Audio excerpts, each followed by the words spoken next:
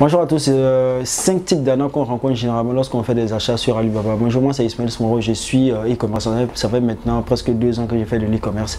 Donc dans ces différentes vidéos, je vais vous parler un peu de mon expérience et ce que j'ai rencontré comme difficulté lorsque j'ai fait de l'e-commerce. Et en plus, n'oubliez pas de vous abonner et de liker la page, ça fait toujours plaisir et ça aide vraiment l'algorithme à mieux référencer ma vidéo. Donc on va y aller pour la première arnaque. Tiens compte d'envoyer d'abord des échantillons pour réellement voir la qualité du produit avant de passer une commande un peu plus conséquente. Mais souvent, les fournisseurs ont tendance à envoyer des échantillons qui sont de très bonne qualité et après, lorsque vous commandez, ils vous envoient des produits qui ne sont pas conformes à ce que vous avez commandé. Généralement, quand le produit arrive ici, c'est assez compliqué et il a déjà récupéré, par exemple, quand on appelle ça votre agent, il s'est dit non que la qualité est pareille. Ouais, ce que je vais prendre un cas qui est très simple. Vous savez, lorsque vous passez une commande, par exemple, des vêtements, il est dit dessus que c'est 100% coton. Maintenant, il peut vous envoyer le produit avec 80% par exemple, qu'on appelle ça le coton et 20% de polyester. Il va vous faire savoir que c'est pratiquement le même truc. Or, il fait souvent ça exprès pour vous mettre un peu le dos au mur. Donc, faites très attention. Payez toujours avec la trade d'assurance pour éviter ce genre de choses. Et de là, vous pouvez demander un remboursement. Dans l'esprit collectif, on se dit si Alibaba on vend des choses qui sont moins chères, mais sauf que les produits de marque, considérons que les produits de marque, par exemple les jeux vidéo, les PS4, les appareils photo, qui sont des marques qui sont bien établies, la plupart du temps, si vous trouvez ça sur Alibaba, faites très attention parce que ces produits de marque ont des circuits de distribution. Généralement, ils ne vendent pas sur Alibaba. Donc, si vous trouvez ces produits sur Alibaba à des prix qui sont réellement cassés, qui sont réduits, faites extrêmement attention. Souvent, c'est pas des véritables produits, puis souvent, ça peut être des petits contrefaits et qui sont pas réellement de bonne qualité. Donc faites très attention lorsque vous faites le choix des produits de marque, surtout sur Alibaba.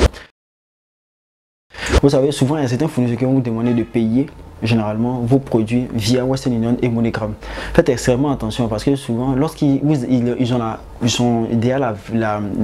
savent déjà que vous avez fait l'achat, même si vous n'avez pas donné le numéro la référence ou le numéro des références, et c'était en collaboration avec certains agents de Western Union, par exemple qu'on appelle ça en Chine, c'est qu'ils avaient donné la possibilité souvent de retirer l'argent parce qu'ils savaient que l'argent était envoyé en leur nom. Donc ils pouvaient retirer l'argent là-bas et ne vous envoyaient pas vos produits.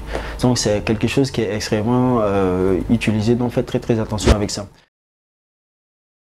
Bon, ceux qui ne savent pas, Gold Supplier, c'est de l'argent qu'on paye généralement sur Alibaba pour se positionner comme étant, pour envoyer des filles pour se positionner comme étant un fournisseur Gold, c'est-à-dire un fournisseur qui est assez sérieux. Maintenant, souvent, donc on est positionné comme un fournisseur sérieux, on peut aussi littéralement dire du genre que après 2 ans, 3 ans d'expérience, par exemple 3 ans, 5 ans d'expérience, 5 ans sur la plateforme, on se dit que c'est quelqu'un qui est assez sérieux. Si c'est des petites commandes, ils ne font pas prendre le risque avec ça, mais quand les commandes commencent à devenir assez conséquentes, faites extrêmement attention parce que déjà avec ce statut là il peut vous gruger, vous allez penser que vous avez affaire à de bons fournisseurs et au fond c'est pas des fournisseurs, c'est que des arnaqueurs, c'est des personnes par exemple qui sont pas très fiables. Si vous n'êtes pas sur place, quand vous êtes sur place, il n'y a pas de problème, vous avez la possibilité de toucher le produit, de voir réellement à quoi vous avez affaire. Mais quand vous n'êtes pas là-bas, lorsque vous négociez extrêmement peut-être avec eux pour réduire le prix, ce qu'il peut faire, c'est de vous donner une qualité qui est en dessous de la qualité, par exemple, premium du produit en question. Vous savez, en Chine, généralement, tous les produits ont des variantes. Le produit, il y a un produit qui est là avec une qualité, mais quand ils ont des produits encore du même produit, mais en différentes gammes, c'est-à-dire en bas de gamme et autres consorts. Donc, quand vous négocier extrêmement, ils peuvent vous donner des produits qui sont en dessous et que c'est pas la qualité que vous avez demandé. Donc c'est un peu de risque aussi avec la négociation avec eux. Donc faites extrêmement attention. C'est des personnes, je dirais pas qui sont pas, c'est quand c'est des affaires, c'est pas toujours aussi fiable. Il y a des bonnes personnes comme il y a aussi des mauvaises personnes. Généralement, lorsque vous êtes sur la plateforme, comment est-ce que vous devez toujours payer sur la plateforme? Ça, c'est l'une des choses qu'il peut réellement vous dire. Quand vous êtes débutant, payez toujours là-dessus sur la plateforme et veillez à ce que la personne ait la trade assurance. La trade assurance, c'est généralement lors des paiements, toutes les boutiques, généralement, ils doivent avoir ce qu'on appelle la trade assurance pour que lorsqu'il y a un souci, il y a un problème, par exemple, vous pouvez demander, il y a un litige, vous pouvez réellement demander à ce qu'on vous rembourse. Parce que généralement, Alibaba peut intervenir dans ce cas. Il y a des fournisseurs qui ont la trade d'assurance, il y a d'autres qui n'ont pas de trade d'assurance. Mais veillez à ce que ceux avec lesquels vous collaborez aient forcément la trade assurance afin aussi que ils puissent, au cas où il y a des problèmes, puisse comme ça rapidement vous rembourser. Moi j'ai payé plusieurs fois et j'ai eu des litiges, on m'a remboursé. Donc j'utilise toujours la truc d'assurance pour faire mes achats. Normalement si vous êtes un petit commerçant que vous venez de commencer, passez toujours par Alibaba et utilisez toujours la truc d'assurance. Ça va vous éviter beaucoup de problèmes.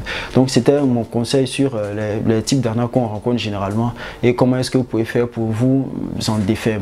Ça m'a fait vraiment plaisir de partager ça avec vous. Comme je l'ai dit, abonnez-vous massivement à la page, restez extrêmement connectés parce que j'ai passé près de pratiquement 2 ans à essayer toutes ces choses-là. Je vais partager ça avec vous au long de les différentes vidéos afin que vous compreniez un peu l'univers de l'e-commerce en Afrique et les difficultés et aussi les solutions qu'on peut trouver directement sur cette thématique. Donc ça m'a fait réellement plaisir de partager.